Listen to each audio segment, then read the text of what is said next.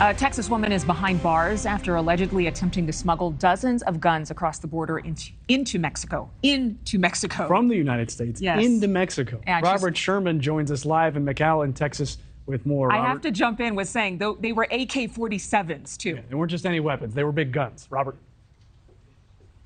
Absolutely. And pretty wild. I understand, the hesitation there for a second because we talk so much about what's coming into the United States. But law enforcement also keeps a pretty watchful eye on what is leaving the United States as well.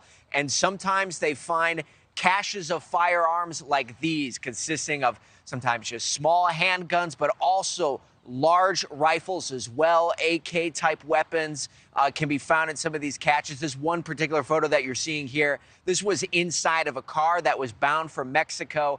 Law enforcement says in all likelihood, just about all of those firearms were going to end up in the hands of the cartels. So that shows what's at stake here. And this is pretty common. Mexican officials said that about 500,000 firearms were seized last year. Sometimes you see attempts that are much more brazen. Like we want to show you this photo here. Here was a rifle that was hidden underneath somebody's jacket, tucked into their pants there, as they were just trying to walk across the bridge back into Mexico. This is every day down here at the U.S.-Mexico border, and it really just shows the business model and dynamic between the U.S. and Mexico when it comes to smuggling. Take a listen to this.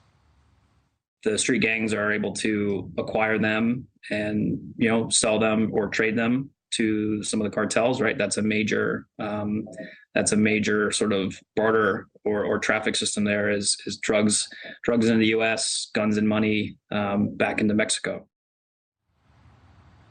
So it's important to note that the gun laws are different in Mexico, much more strict. It's difficult for an everyday citizen to own a firearm in that country.